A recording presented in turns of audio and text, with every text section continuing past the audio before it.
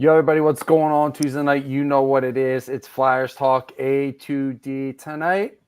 We're going to have a little off-season fun tonight. We're going to talk about potential guys who might make the roster out of camp.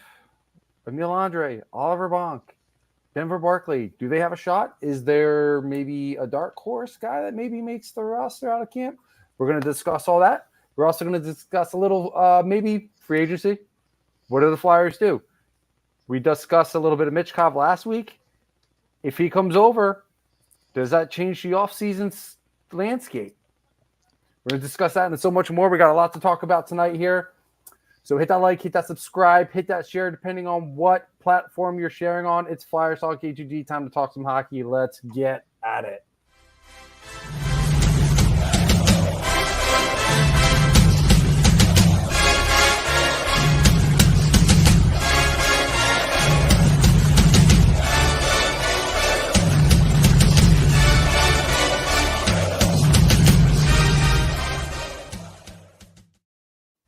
Welcome, ladies and gentlemen, to a brand new episode of Flyers Talk A2D. I am Matt Sinsuni, along with the Dark Wing Brian Daly. I had a one-line I was going to do this afternoon. I completely forgot what it was. Okay. It's been a long day. It's been a long day. I've been at work since 8 o'clock, and I've got home close to 8, so I've been out since... So you are the Iron Man today, aren't you? Oh, boy. You have no idea, Brad. Oh, I had an idea. I remember those days, Brian. Not fun. I can't do it no more. And we got Mr. Blue Shirt, Mr. Broadway, Mr. Switzerland, Big Bad Brad Ryer, kind of acting like his Rangers are. A little puffing of the chest over these last few days. As we should. As they should. And we were worried after game one, but you know they got lucky. They got lucky the other day, and they look good tonight. I thought the first period was their best period of the series, to be honest with you. Well, we'll see if it's downhill from here.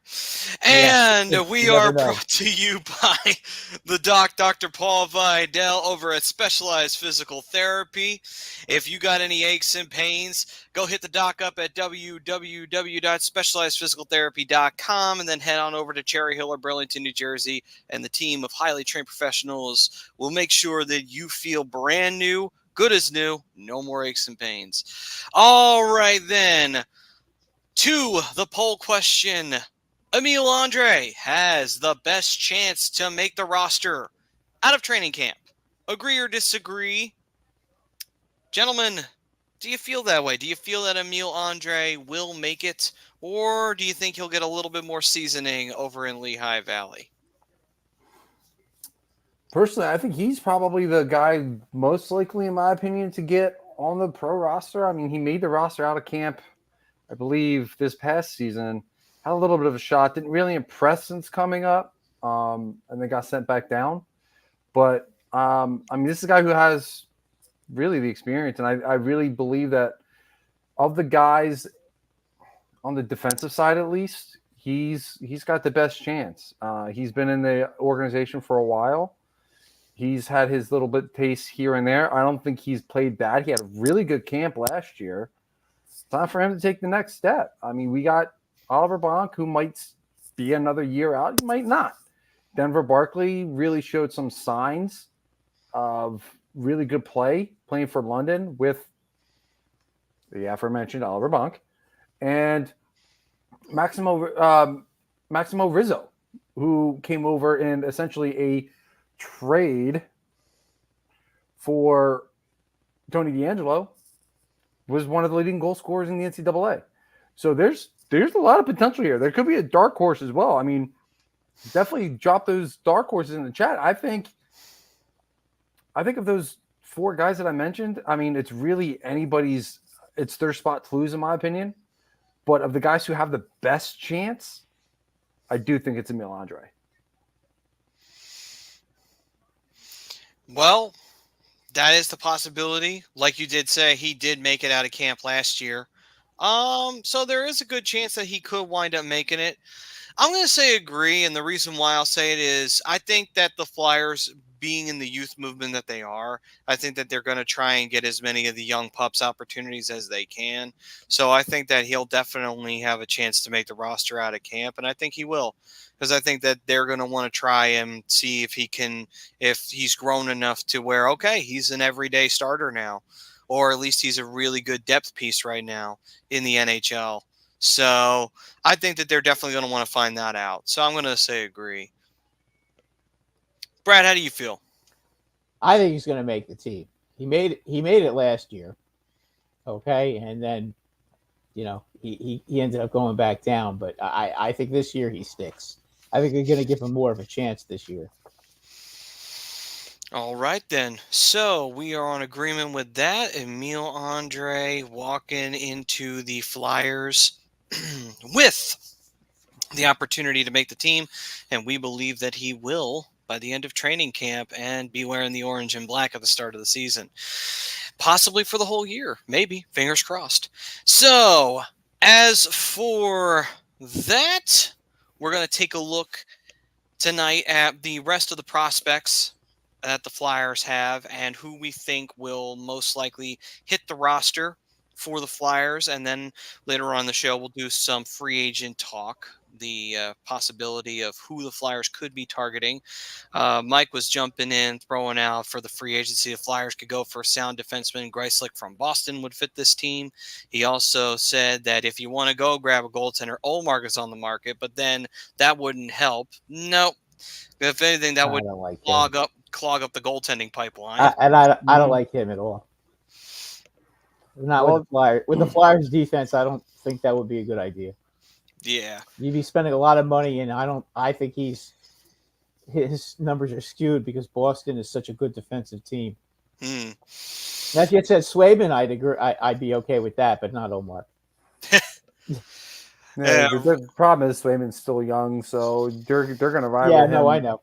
I'm just saying. Yeah, So what's up, Raska? He's saying Kopitar to the Flames. And no, he's going to retire at King, buddy. There's see. No way they're gonna let him go. He also says the Ducks should go get Brady Tkachuk. I don't know if he's on the market. It's allegedly. He is, actually. Oh, he is? Possibly? Yeah, he was officially last night I was reading he's officially being shopped. Really? That doesn't mean he's going to get traded, but they want to see what they can get for him. Okay. I mean, you do due diligence there, but you trade Brady Tkachuk right now, it's taking 7 steps back in that rebuild, and that team's not far off. I mean, I tell you what, you guys, if he really is available, you guys ought to really look at him because he's still really young, and you could build your team around him. He would be a perfect Flyer. He's nasty, just like you like him. Okay, he dropped the gloves with anybody, and he scores a lot of goals, and he's a good player. He's everything you would want in a player. That's definitely a player I would pick up the phone for. Definitely talk about because again, the youth is definitely a big factor. He's only 25 years old. Yeah, and that's the thing. Like he's 25, you can build around him, like you were saying. He got paid already. He's already got. He has a pretty big contract though. I don't know if the Flyers could afford. That's the problem. Yeah, that's the issue. That damn salary cap just ruins everything. Makes hockey not fun anymore. You guys have to make a that would be somebody you trade Frost for, by the way. Well, maybe if you get the right pieces involved, that's probably something that you can probably finagle. If that's the case, and Brady Tkachuk does wind up getting traded to the Flyers, Joel Farabee is probably going back the other way. I mean, he's making. I think he's due to make five and change this year. Yeah, if you guys are if you guys are going to get Tkachuk, you would definitely you'd have to start with Frost, but I would hate to see that happen because I would hate to see him as a Flyer. That would really be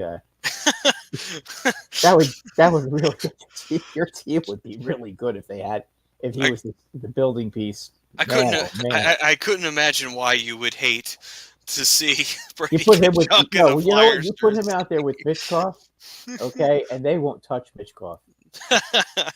Nobody will touch. Listen, He's not his brother. Okay, his brother is all talk and no fight. His brother couldn't beat up anybody. I took a look. I went on NHL.com. The fights, the the NHL fighting.com, and boy, he got his butt kicked several times by a lot of Edmonton Oilers who don't really have a whole lot of fighters on their team, and he's all talk no fight. Brady Tkachuk, on the other hand, his brother doesn't talk all that much. He's devastating. I just think he would be your fan base would love that guy. Hey, I would love to get that guy, but there's no way in hell we could find a way to get him on our team. So he would be a building block and a half for you guys. Yeah, so we'll see. We'll see as the off season gets closer and closer to existence here. And Mike's also saying, heard Travis Konechny is asking for $10 million, 6 years, no trade. Do you risk it with Konechny? No, not for that much money. He's not going to get that. It's from what I've read, it's just a negotiation tactic to get essentially a raise. He's probably going to wind up getting somewhere between 7.5 and 8.5. That would be fair. I would be. That'd be kind of crazy. I think 7.5 is about right for him.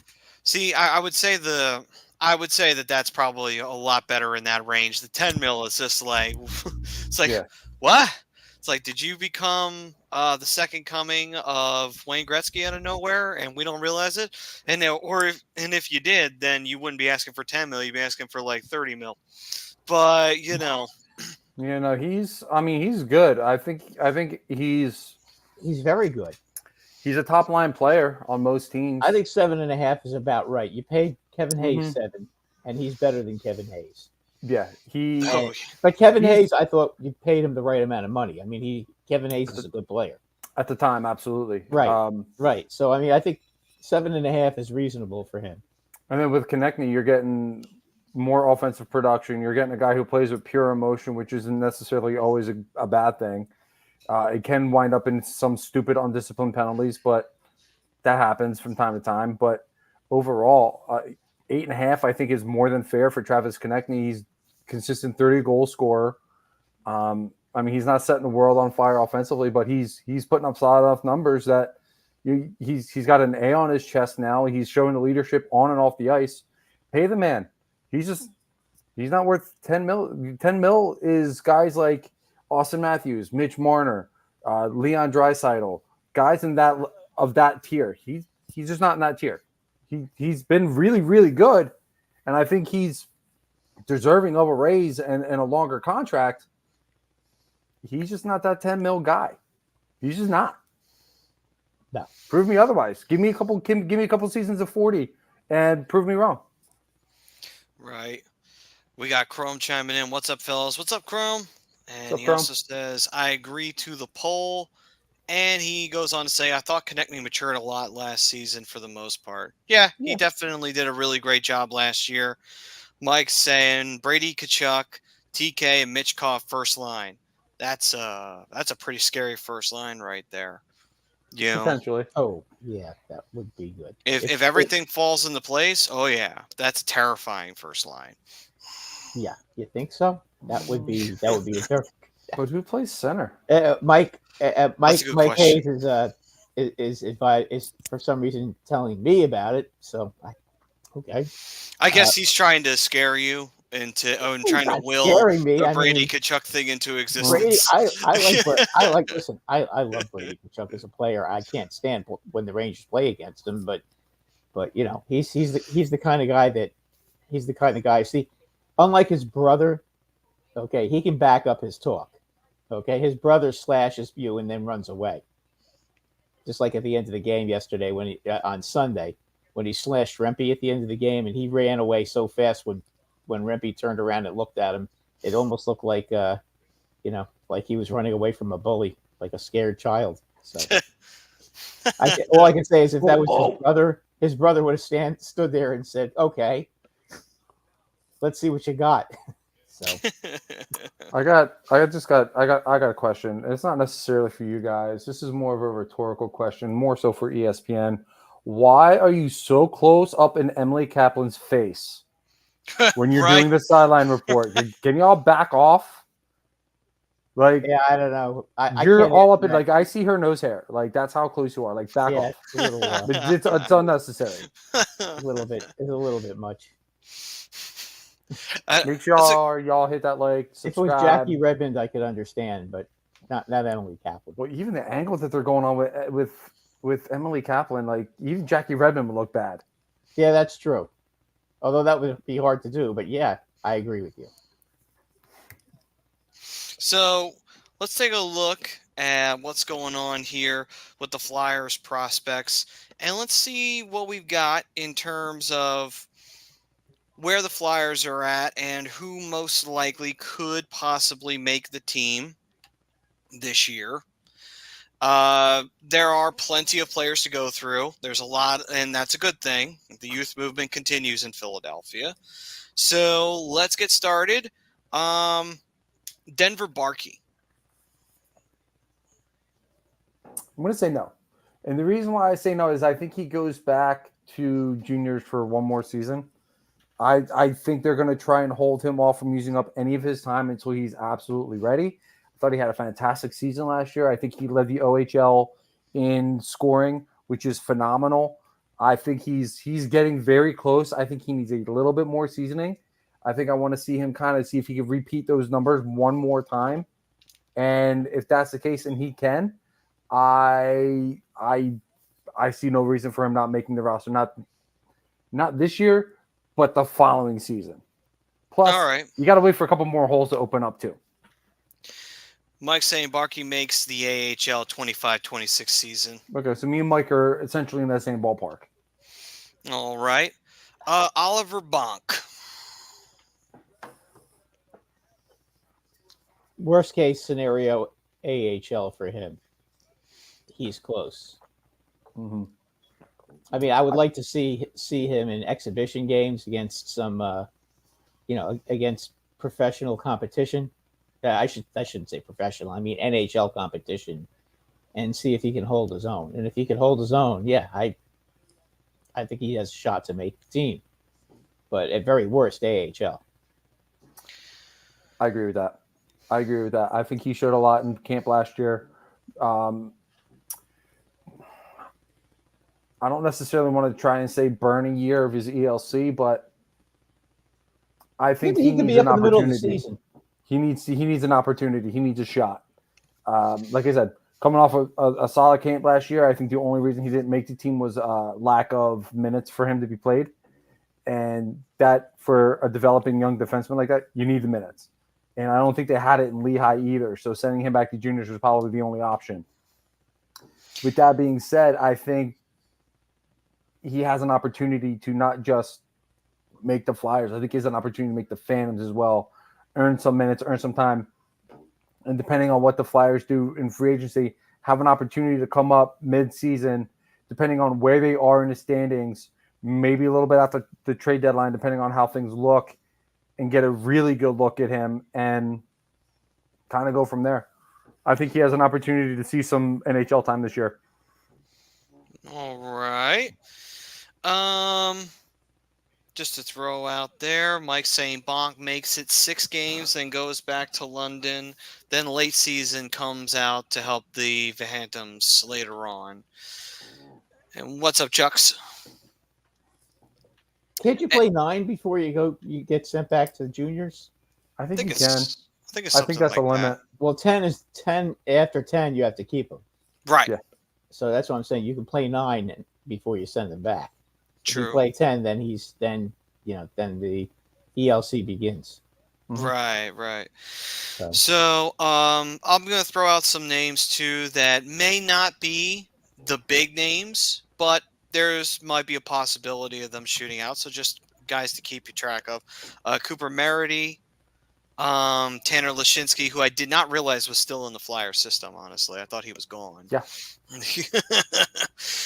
I see him essentially being what they call it a couple years ago with COVID, a taxi squad player. Right. He'll be the guy getting called up if there's an injury. 7th defenseman.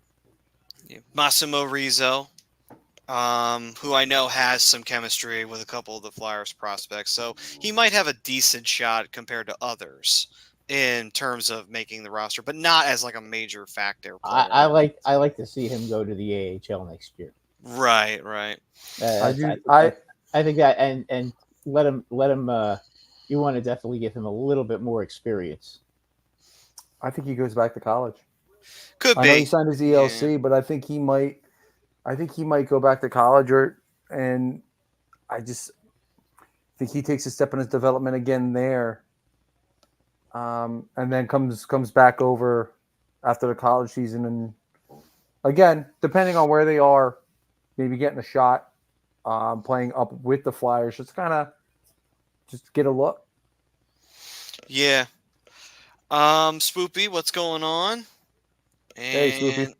Let me see if I can find him on here because he was brought up by Mike. Yeah, Zayd Wisdom's here. He was saying, weren't we having Zayd Wisdom as a project in the minors? I think he was drafted during the previous era and hasn't even gotten NHL time yet. I don't think so either. I don't think Wisdom's dressed for the Flyers once during the regular season. No, he's had camp time, but he's been a project. From what I understand, he's not really progressing like they thought he would.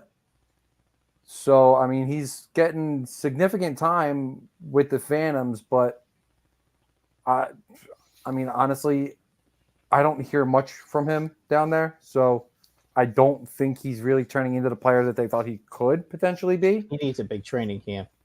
He does if he wants to stand out. Because the same thing here. Haven't heard much from him. Yeah, great story. I love the story behind it, and I would love to see this kid take the next step. But from what I understand, he's kind of stalled out in his development. Yeah, it's a shame. Michael saying Zamula has bounced lots between Lehigh Valley and the Flyers.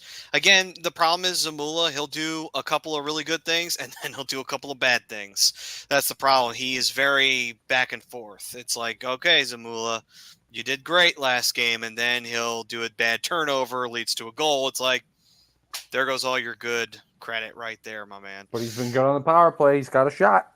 That's true. I'm not saying that the potential still ain't there. It's just, it can get real frustrating sometimes with Zamula. Let's see here. Swoopy saying, are the Flyers going to start trading guys for certain style of players that Torts wants to fit to his style? I mean, I think a lot of the guys have been responding to that, so I don't necessarily think they have to. As long as they Brady Tkachuk would definitely be towards the style, by the way. Definitely. Yeah. But I think a lot of the guys have been responding well to Torts. I mean, they've been playing really strong defense. They've been getting back on their assignments. Not always. There was times where they got caught, but for the most part, especially during that run where they could not lose to anybody, I could safely say they were doing a really great job just handling their business and really doing well getting used to Torts' system. Yeah, so I'm going to say no. And the reason I'm saying no is because team's in a rebuild. If anything, they need to be shedding some contracts and opening up some space for some of these young guys. They need to open up some of the cap space as well. And by doing that, you don't necessarily go out and trade for guys. You go out and you just trade to shed cap. It just makes more sense that way to do it. I just think if you do it that way, it just prolongs the rebuild situation. And that's not what you want. Like the goaltending situation, leave it as is. Just let them develop. You got Fedotov is going to get you got to see what you got. Bingo. He's going to get a full training camp this year on North American ice, so he's going to get a really good look. So there's that. Urson, we're going to see a little bit more. He's not going to have to carry so much weight this year. He's not going to have to with Fedotov over here. And if Fedotov, by all means, does kind of take that step, your goaltending situation looks pretty damn good. So you don't have to really worry about a goaltender. Maybe you get a guy who can come up in an emergency situation, you need a backup. But no, you don't necessarily need to go out and trade for anybody. You see what you have in your prospect pool here and you just build from there. You build from within. These teams that are having success, Rangers, Panthers, Colorado, Winnipeg, Dallas, all these teams that are having success have built from within. And Right. they've added pieces towards the end of the rebuild as they were coming out. Right. It's the Right. proper way to do it. Right. This way you're playing with house money the entire way. So Swoopy was saying, Brian, I'm talking about younger guys too, even prospects. Yeah, but the guys who the Flyers want to trade aren't going to be worth any of the prospects that are going to be available. So it's at this point, it's not even worth it. Just see what you have. So let's keep going on here. Samu Tawamala, who I feel like needs to have a big camp as well, because he hasn't really popped up all that much in terms of like getting significant time and opportunities in a Flyers jersey. That is a dude that absolutely is going to be a dark horse for the Flyers. He can coming be into training camp. He was the lone all-star last year. He had a great year last year. He was second round pick in, I want to say 2021, 2021, somewhere. I think it was the first off season, I think, for or the second off season for Fletcher, when they traded their first round pick to Buffalo for Ristolainen. Huh. Well, anyway, you break it down. This kid had a phenomenal season last year. Is potentially a career year for him, and I'm excited to see what this kid can do. He's a dark horse. He's a dark horse. I hope I really do like to see what he could bring to the table, because I know there was a lot of hype around him, especially with his skill. So yeah. I really hope that he brings that to the table. Mike, they do have ECHL players here as well. So if any major names pop up, I'll be bringing them up here. So let's see here. Next we have. I'll save him for last because he's the big name. But another name popped up, Carter Sotheran. Ole Lykstill's already had opportunities on the Flyers. His game was interesting. Do you think that he stays on the team, or do you think that he kind of falls back into the AHL? Who was it again? Lykstill.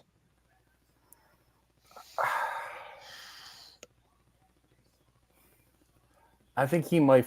I think he's going to do what he did last year. I think he's going to be up and down with this roster, depending on how injuries are. And obviously, we never hope for injuries.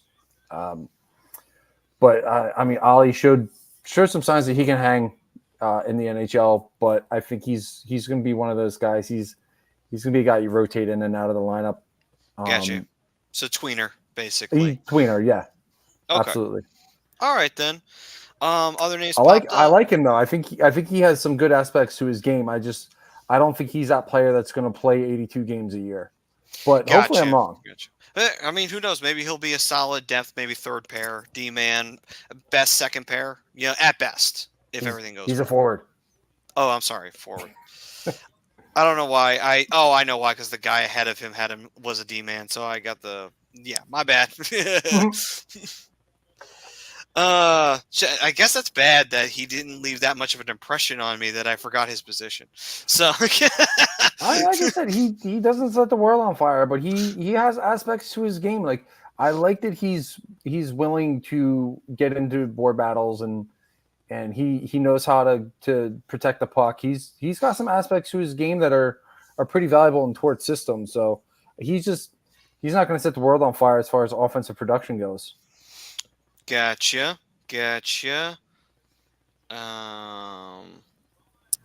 Swoopy saying, who are you guys referring to? At this moment, we were referring to Ollie Lykstill. I think you're talking about the Finnish winger. I'm blanking on his name. Tawamala? Yeah, Tawamala. Okay. Yeah, so we were talking about Tawamala a few minutes ago there. And let's see here. Mike brought up Ethan Sampson, who I think I have him on this list here. Yes, there he is, Ethan Sampson. And he was in the AHL last year on the defensive end. Possible. Again, I feel like he could be another one that could surprise us, and hopefully pan out pretty well. I mean, he could possibly be on the roster and have a couple of goes. Luckily, he's in the AHL, so it's not like he has to be taken, he has to be kept after a certain amount of time played. So if he could kind of get a good couple of looks and get some opportunities there, which hopefully he will. Swoopy yelling out Panthers, and the reason why is because it is now a tied hockey game. Yeah, well, the whistle should have sounded on that. That was a joke. So Sturkin had the puck, and then they knocked it out from under his pad. I mean, come on. Where's the damn whistle? Well, the refs have been they've been rough all playoffs. Yeah, well, they definitely have an agenda with the Rangers, and talentless Sam Bennett scores the goal. Unbelievable. Actually, I don't think. No, it didn't look like he had it. I thought he had it under his pad, and they knocked it out. No, he never had it. Yeah, it was right between his pads, and then they popped the puck out right behind him, and I think it took a little hop off his skate there. Oh, it went in. It went in. I'm not arguing that. I thought he had possession of it. And they knocked it loose. So the way his legs were spread, it was sitting right under his butt. His legs. Oh, it was close. They had. It was. I mean, they're not gonna.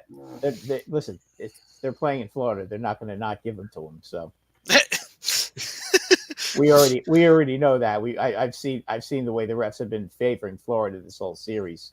If the Rangers touch a Panther, it's first of all, Lindgren shouldn't have been sent off the ice. He was not holding him. He was checking him, and that's just ridiculous. That was a ridiculous penalty call in the first place. But whatever, the Rangers beat the referees, Toronto and the Panthers on Sunday. They'll just have to do it again. Prism saying the puck wasn't sealed or trapped. It was free. Mike was asking wasn't free. It was knocked out from his pads. No, it was free. He never had the puck covered. Out from his pads. He had it between his pads, and they knocked it out. Watch the replay again. The puck was in full view, Brad. From what I saw, it looked like to me the puck was. He had the puck. He had the puck, and they knocked it. They knocked it free. Dude, look again. The puck was in full view. I'll have to look again. Yeah, please. Okay. It was in full view. I promise you. I wouldn't. Well, I mean, I can't exactly look it up now, but Pris said no, he didn't, and John is throwing out the boo-hoo to you, Brad. Don't worry, John. We'll get him back. As I said, we've been playing against the referees in Toronto the whole playoffs, so this doesn't surprise me. Mike is also asking, does Dallas win since they won 5-3 last night?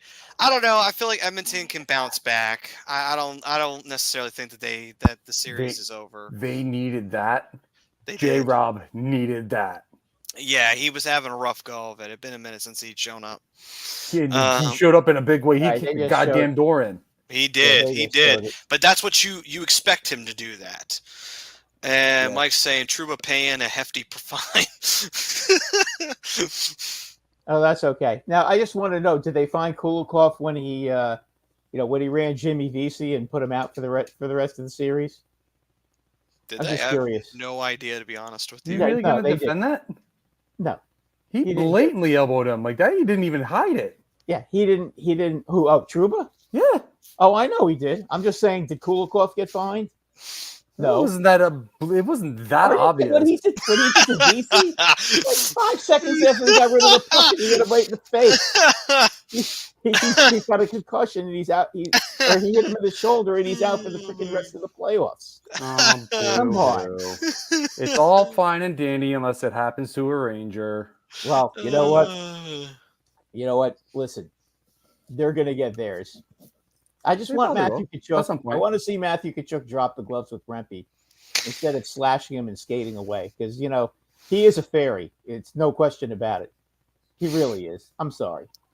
He can go with the magic wand. The Priz is great. It's like the what buttism is insane. He should be half the man his brother is.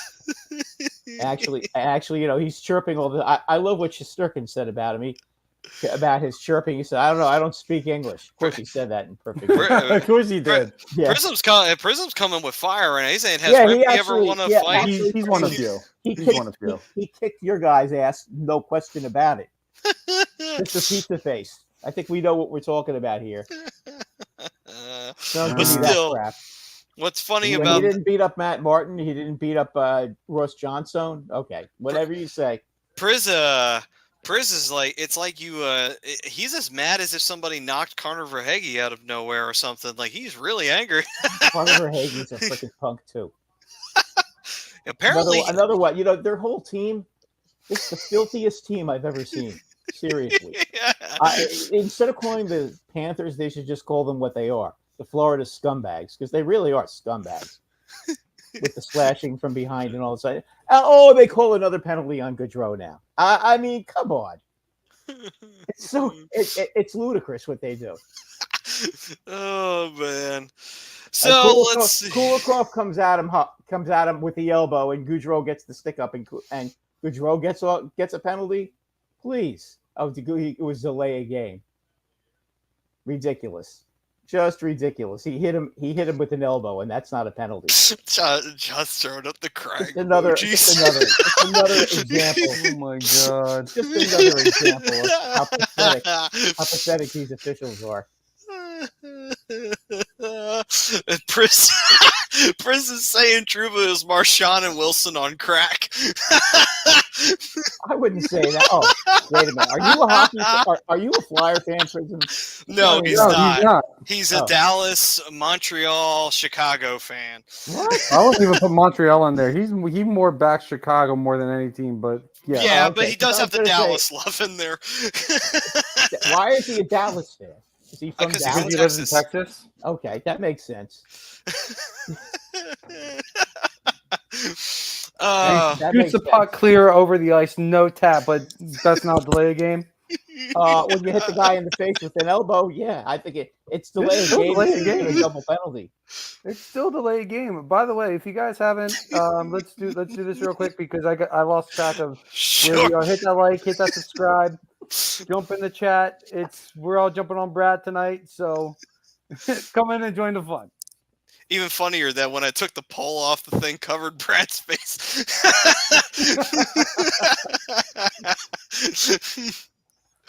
Oh, you guys. All right. So let's try to see if we get some semblance of order back in this. Let's see that penalty. That ridiculous penalty. It should have been a double penalty, by the way. Oh man. Let's see. So continuing down the babies got their bottle again and got another penalty. Unbelievable. So let's see here. Continuing down the prospect list, we got Owen McLaughlin, who's the NCAA, Ryan McPherson, BCHL, Alex Bump.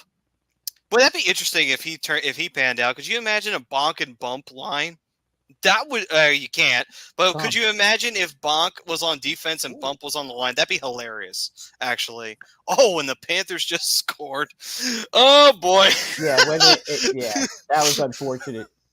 The shot ricochets off of Lindgren's back, and the guy knocks it in. Oh well, that's an unfortunate goal. But again, that should have been a double penalty. Ridiculous. Penalty for what? Huh? Penalty for what? The elbow on Gaudreau. Oh, stop it. There was no elbow on Gaudreau. That was a very weird goal. Yes, it was. Kulikov hit him with his elbow. Oh, and Verhaeghe got the goal, so Briz is going to be happy. He's another talentless piece of shit from Florida. Another scumbag. Apparently, though, Verhaeghe has like 8 playoff overtime goals or something. It's a ridiculous number. He had like 30 goals this year, too. It's like, that is crazy to think about, though. Like, think about it. They showed that graphic. It's like, Verhaeghe has that many OT goals? Jesus. I know he had the one this year against Tampa. But anyway, if the referees stop calling everything on the Rangers, maybe they'll have a chance to win this game. Oh Jesus! Let's see. They Continuing called 6 on. penalties on them the other day, and maybe 3 of them were legit. So I'm not surprised about this. This is what they do. It's quite clear Bettman wants Florida and Dallas in the finals, so we'll see if he gets his way too. Yeah, let's go with the team from Florida versus an original 6 team in a much bigger market that people would probably watch. They all hate the Rangers in Toronto. We know that. It's funny. He's more concerned about the U.S. ratings anyway. Huh? He's more concerned about the U.S. ratings anyway. It's true. Yeah, Sorry, Canada. But Florida is like their golden team. They think that he. I mean, listen to the announcers. They like you could tell how glowingly they speak about Florida. It's ridiculous. I mean, all they were doing was ragging on the Rangers' power play, and then the Rangers scored a power play goal, and then they hit the crossbar on the second power play. So I don't know. You tell me, guys. I feel like they do that for the Edmonton and Dallas series. Like they don't really care if Dallas does anything, but my God, especially Eddie Olczyk, if he sees Edmonton do something amazing, he is going to scream from the heavens. If he sees Dallas do something, he always has to try to figure out something negative to say. I've never liked Eddie Olczyk as a commentator.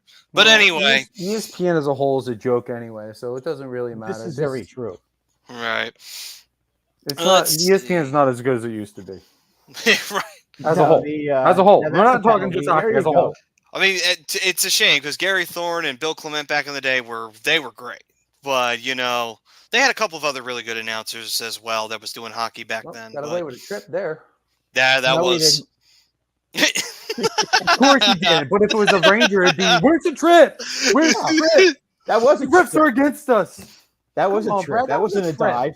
We don't dive like Evan Rodriguez, who didn't even get hit in the head. Got hit in the neck, and he makes like he got hit in the head. He got hit in the face. He had lockjaw. What do you mean? He got hit in the neck and shoulder. Come on now. He had lockjaw. I saw where he got hit. Oh, my God. Here we go. Here we go. And I suppose Trouba didn't deserve that $5,000 fine either. Huh? Mister, I'm going to stick my elbow out before I even touch you. Yeah, listen, let me tell you something. They have had 3 incredibly dirty plays in a row. What was the point of Kulikov hitting VC like that? What was the point of that other asshole, Nicola, who used to play for us, by the way, hitting Philip Edel after the game was over and boarding him into the boards and trying to give him another concussion? Was there a reason for that? Oh, that wasn't even that hard of a hit on Heedles. Yes, it was. No, it wasn't. Yes, it was. I watched it happen. He hit him in the head, and the guy just came back from a concussion. He just did 72 games because he had a concussion. God. Everybody and gets hit in the head. After the game, after the buzzer. Come on now. Boy, it's a shame Rob ain't here. He could be eating some popcorn right now. There's not anybody on that team complained about that hit on his slashing. And for the record, Heedle got hit with like 3 seconds left, so it wasn't after. No, that was after the game was over. Oh yeah, you might want to watch that replay as well. You may want to watch it again. Prism saying Trouba's attempt on Natchez was the worst thing to happen this year. Oh, that was great. I enjoyed that. I hope he enjoyed eating those boards. Well, he missed. Yeah, because he face planted into the boards because he didn't miss Crosby though, did he? Well, we can all get behind that, but yeah, okay. Swoopy saying Rangers are a far bigger franchise even back then. Talking about the comparison to Toronto, which Canada markets are smaller just by design, really, in a lot of ways. Yeah, but Toronto, at least in their minds, are the headquarters for hockey. Also, in their minds, they are the greatest market in the history of hockey. Yes, we know. Yet they haven't won a cup since '67, nor have they been to a final since '67. I do look forward to them losing every year because they took the Rangers' bad record away. Trust me, I feasted at the end of that Game 7. I was laughing and cackling like a witch when Boston scored that goal in Game 7. I was like, yep. You dumb bastards, you still can't win anything. That's beautiful. Anyway, John saying, I still think the best one was when they blew the 3-1 lead against Montreal that one year. Oh, that was, oh my God. Whew, what a choke job that was. Whew. Yeah. That was a choke job. Let's see. Prism saying they were the same way about the Avs when they played Dallas, talking about the commentators between their non-enthusiastic approach to Dallas and the way that Dallas is basically pantsing teams that they would rather see win. You could have gone in a little further on that one. They gave you the shot. Mike is also saying Head and Shoulders, Knees with Truba song now sung at all junior hockey games. That's a good one. I like that one. That's a good one. So, Mike once in a while comes in with a good one. What team would you happen to be a fan of? I think he's a Flyers fan. Mike is so I guess let's see. Ratko Gudas never did anything bad, right? Oh, I can almost guarantee you Ratko Gudas was a dirty player. If you rooted for Ratko Gudas, then you have no business trashing Truba. Okay. There was a reason I think the Flyers got him. There's a reason Hextall got him. Yeah. I mean, come on. Ratko was young when he was with the Flyers. And Gordon Hathaway is no better. You got him now too. So. Well, I mean, that's the reason why.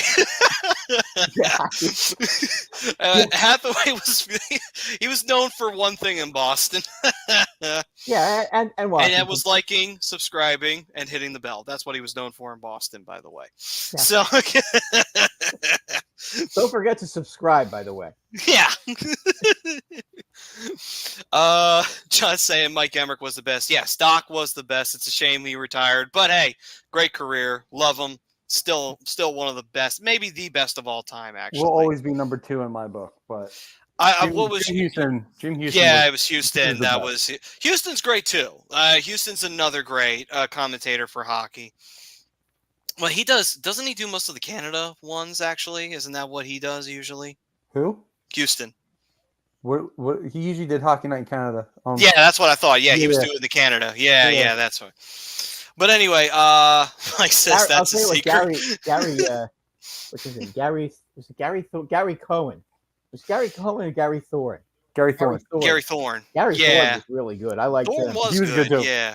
Back in the first run when hockey was on ESPN. Yeah, does he still have his contract with the Orioles? Yeah, he does. Yeah, but he's not announcing. I don't think he announces them anymore. I know he was. I don't know if he still did or not. I would say I would love to see them just do one more game, just to see Doc do one more game, have Gary Thorne do one more game. But if Gary's going to do it, he's got to do it with Bill Clement. Yeah, and I know Bill Clement retired, him and Bill Clement were really good together. They were amazing. Bill Clement was probably one of the best analysts of all time. Absolutely, and it was a privilege. He really knew he knew the league. He knew. I mean. He would tell you what the players were thinking. I mean, he was terrific.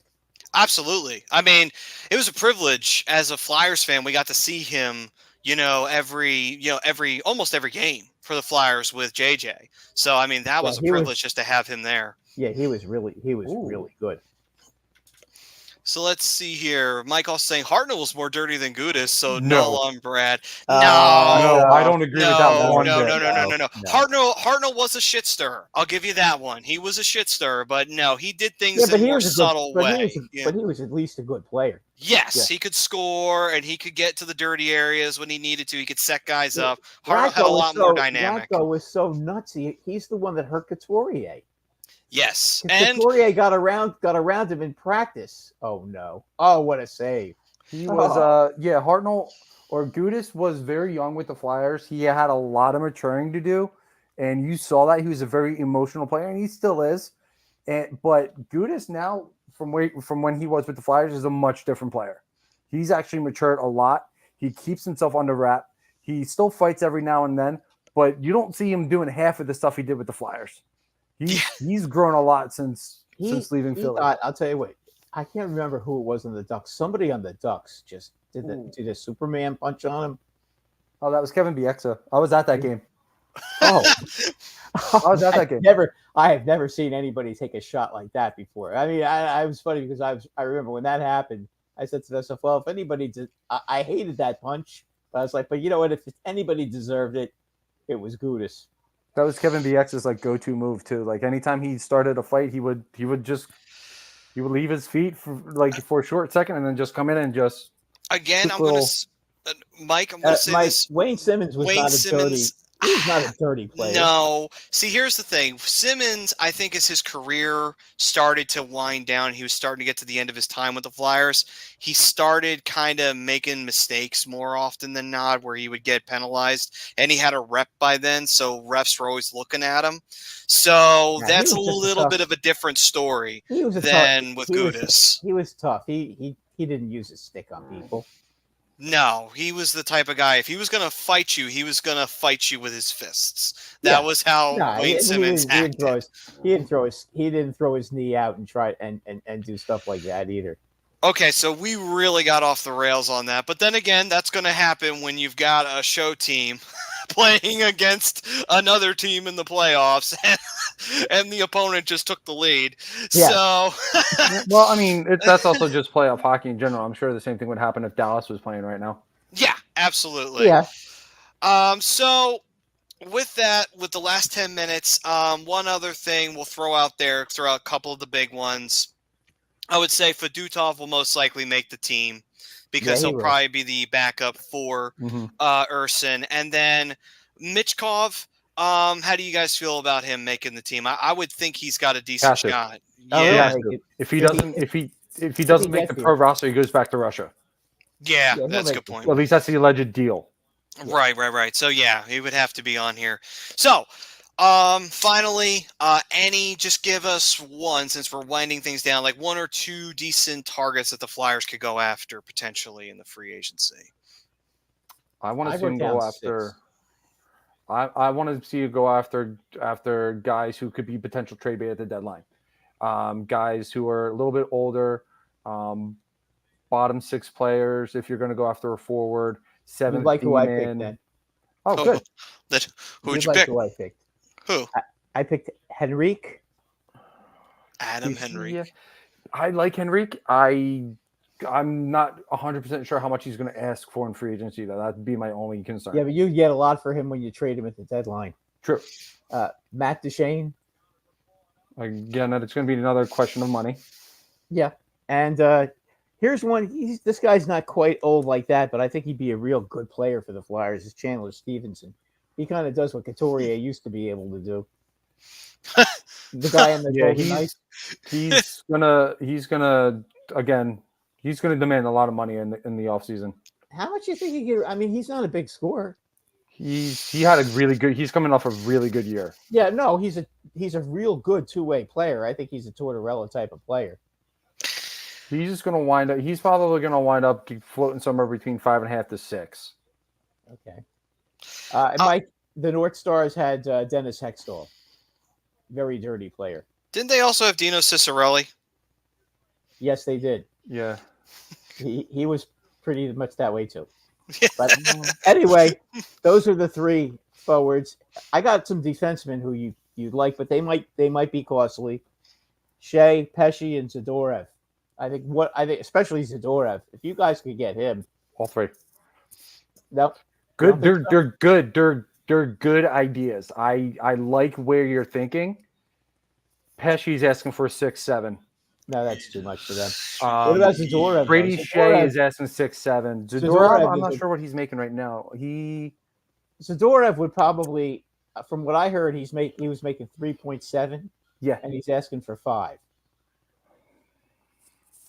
I mean, I like what you're thinking, but again, I think it's just going to be another situation where they're just going to be out of the price range. The thing is, too, is also you can get Zadorev for like 4. But here's the other thing, too. Oh, go ahead. Will you try to get him? Only if it's on a 1-year deal. If you could, yeah, like that was what I was going to say. Like length is the other thing. Like if it's a 1-2 year deal, something like that. Well, you might be able to get him on a 2-year deal. Yeah, because then you could sell it to a team. He only had 20 points last year. He's just a big physical defenseman. You know, he's got some skills, but he's big and he's physical, and he can cause a lot of havoc. You know, right. and that's a guy that would probably be a real good fit for one of your young defensemen. I mean, he's not Mark Stahl. He actually can play. Yeah. So what I'm thinking of here for. Oh, of course, John. Like, of course you want him. Everybody wants him. Yeah, but you're not going to get him. I don't know if that's a tough He one for wants to win too, Stamkos. you know. So I'm Yeah. thinking when I'm thinking like, okay, so if I want to bring in a free agent, I want a guy who's gonna be able to help develop a player and still be able to potentially move him at the deadline. So what I'm thinking of when I think of that is maybe a guy like maybe like an Ian Cole or potentially an Oliver Ekman-Larsson, who's 33 coming off a $2 million contract, who's probably going to float around that same money point again, but can be a leader.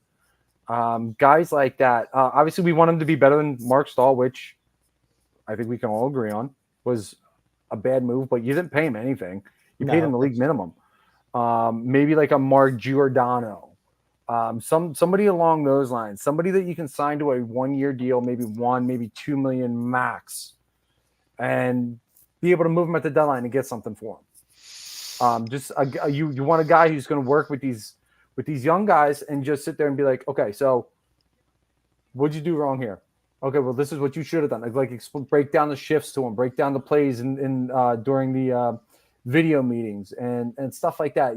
A leader in the locker room, a voice in the locker room, something like that. Because at this point, you want to try and free up as many holes as possible as quickly as possible. And you want to try and save up as much cap space as you can. And signing guys like that, I think, is the best way to go. Because one, you're probably going to get your bang for your buck depending on who you get, as long as it's not a guy like Mark Stahl. Right. It could be, yeah.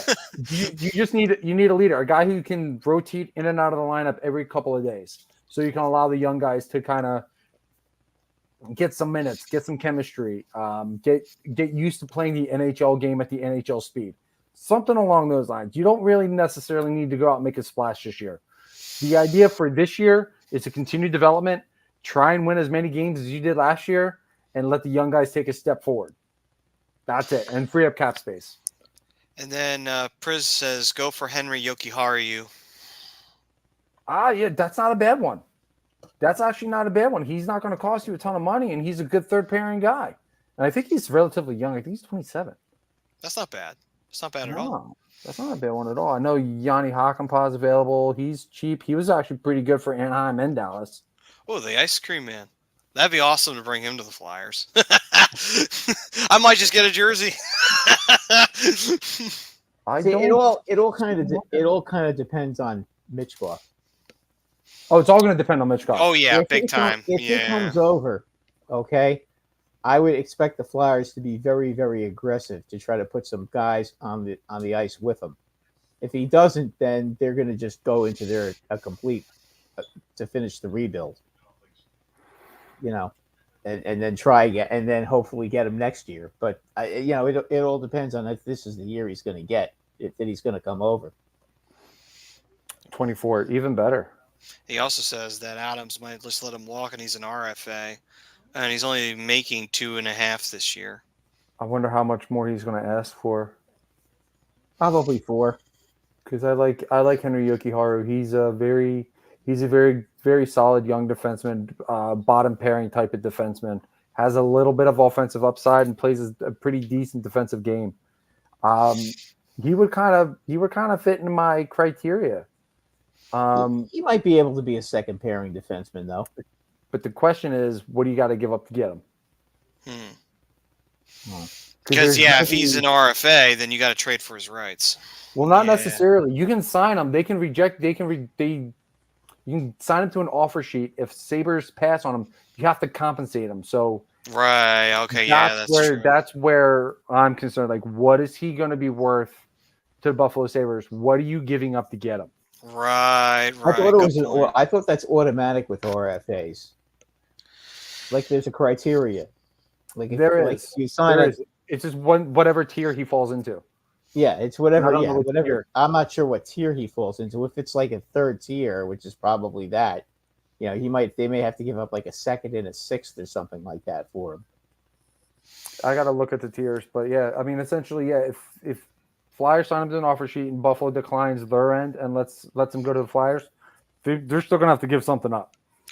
By the way, speaking Yeah. of the tiers and the RFAs and offer sheets and what have you, if you haven't watched Saving Sakic, that is a really good documentary, by the way, that they have streaming on ESPN Plus. It's very, very good. It's a cool story with the Avalanche and the Rangers almost getting Joe Sakic. Yeah, I don't have ESPN Plus. I'm going to see if it's on Hulu. It should be, though. I hope. That was because I wanna so watch that. disappointing. I thought they were going to get him too with that time. They were close. It got down to the 11th hour. Yeah. 'cause All right. I was shocked that the Avalanche matched that contract. Well, they wouldn't have if Air Force One had failed at the box office. But Yeah. anyway, so you can blame Harrison Ford for that. Anyway, so we thank everybody for joining us once again for Flyers Talk here on A2D. Enjoy the third period between the Panthers and the Rangers. 2-1 Florida. We'll see if that holds or if the Rangers can storm back and tie this sucker up. And we'll see if maybe they can take the lead. We don't know. 20 minutes is a long time in hockey. A lot can happen. They've also come back 34 times from being behind this year to win games. Yeah, this game is far from over. Oh, yeah, definitely. Two goals is not going to win the game for the Panthers. They're going to have to score. I think they're going to have to put up 4 to win the game. So we will see what the 20 minutes holds. Until we see you guys next week, we wish you all a safe and happy week and an enjoyable weekend. And then next week, of course, we'll have plenty more to talk about. I don't know if the conference finals will be over by then. They might be. We might be in the Stanley Cup finals by then, which is even more exciting. So until then, though, you stay safe. Should be in the Stanley Cup finals by then? Okay. Yeah, close to it. Okay. So excitement all around. Can't wait for it. We're getting real close to the big dance, folks. So we'll see you guys next week right here on A2DRadio.com for another Flyers Talk A2D. Until then, you stay safe. You stay healthy out there. Peace and love, everyone.